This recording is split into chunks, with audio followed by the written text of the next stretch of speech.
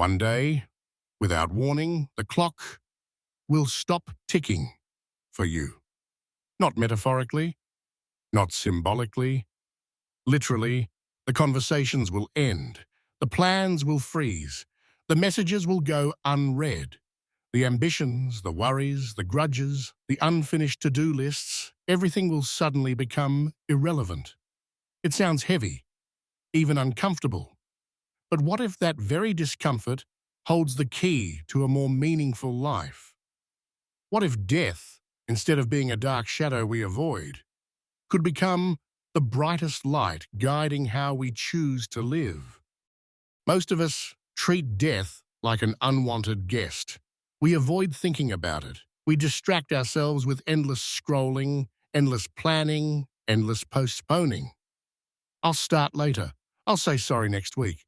I'll chase my dream when things settle down. But here's the uncomfortable truth. Things don't settle down.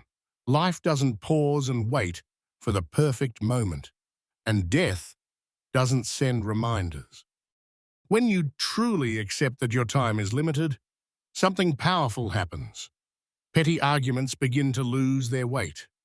Ego feels smaller. Procrastination becomes harder to justify. Suddenly, the question shifts from, what if I fail, to, what if I never try? That shift alone can change the trajectory of a life. Philosophers have wrestled with this idea for centuries. The Stoics practiced what they called Memento Mori.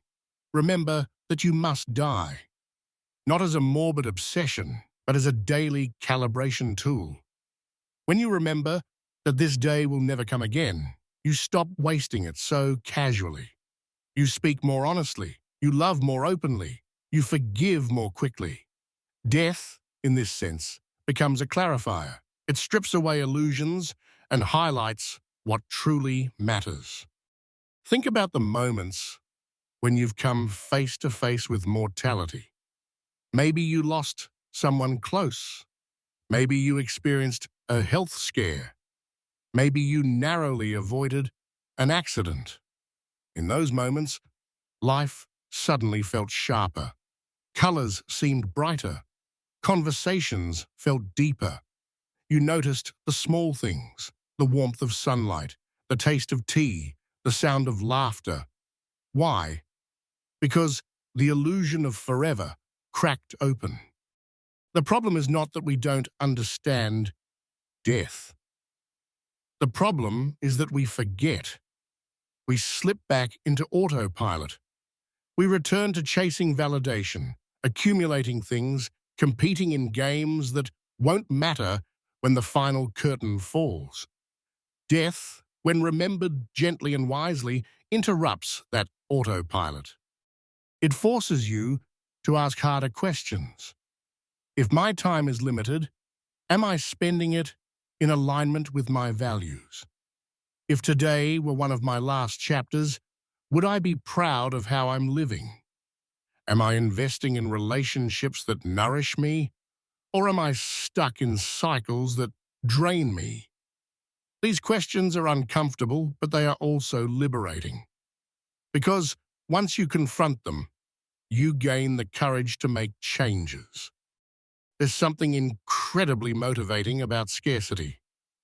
We value rare things more than common ones. A limited edition feels special. A deadline increases focus. When you truly understand that your days are numbered, though you don't know the number, each day becomes rare. Each morning becomes a limited edition. That awareness can ignite urgency, not panic-driven urgency, but purpose-driven urgency. Death also reshapes fear. Many of the fears that paralyze us, fear of embarrassment, fear of criticism, fear of rejection, begin to shrink when placed next to the certainty of mortality. If life is short, why let the opinions of strangers dictate your choices? If time is finite, why stay silent about what matters to you? Why suppress your creativity? Why postpone joy? Ironically, thinking about death can make you less anxious about living. When you accept that loss and endings are part of the human story, you stop fighting reality so fiercely. You become more present. You savor moments instead of clinging to them. You understand that every goodbye is inevitable, which makes every hello more precious. This doesn't mean glorifying death or rushing toward risk. It means integrating the awareness of mortality into your daily decision-making. It means recognizing that your energy, attention, and love are limited resources, and limited resources must be invested wisely. Consider relationships. When you remember that either you or the other person will one day be gone, forgiveness becomes easier. That argument you're holding on to starts to feel small. You realize that the last words you speak to someone could truly be the last. That awareness changes how you speak. It softens you. It makes you kinder. Consider work. If you knew you had fewer years than you thought, would you still stay in a job that suffocates your spirit? Would you still postpone that creative project? Would you still wait for external validation before starting something meaningful? Death doesn't demand recklessness. It demands honesty. It demands that you examine whether your daily actions reflect your deeper priorities. There's also a deeper layer. Death reminds us that legacy is not about fame or wealth. It's about impact. It's about the memories you leave behind in the hearts of others. When someone speaks your name after you're gone, what will they remember? Your bank balance, or your kindness, your titles, or your presence? Mortality shifts the scoreboard. Some people fear that thinking about death will make them depressed. But often, the opposite is true. Avoiding death creates anxiety. Facing it creates clarity.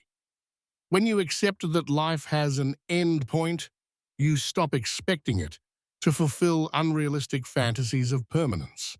You begin to appreciate it for what it is, a temporary, fragile, extraordinary opportunity. Death can also deepen gratitude. If you truly internalize that you won't be here forever, even ordinary experiences start to feel sacred. A simple meal, a quiet evening, a walk in the cold air. These moments stop being just another day and start becoming chapters you won't get back. Gratitude grows naturally when you realize everything is on borrowed time. And here's the paradox. By accepting death, you actually feel more alive. You become more intentional. You take ownership of your choices. You stop drifting. You start designing.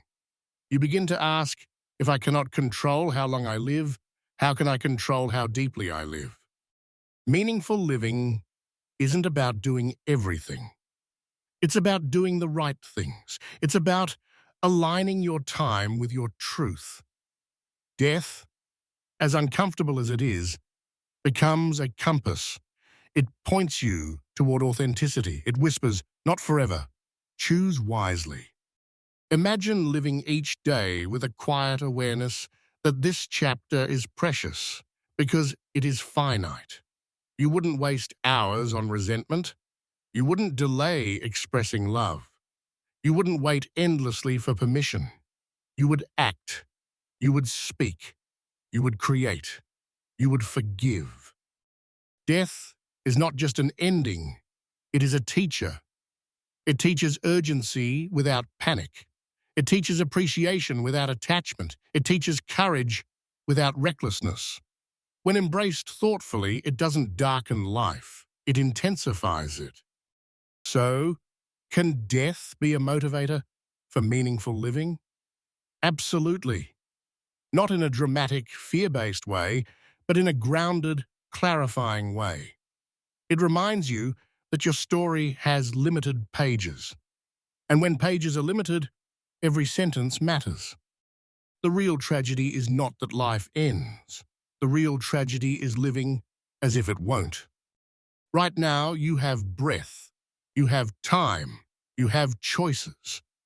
The question is not how long you will live. The question is how fully you will live before the clock stops. Let mortality be your mentor, not your enemy. Let it push you to say the words you've been holding back. Let it push you to begin what you've been postponing. Let it push you to live in a way that when the final chapter closes, you can say, I truly showed up.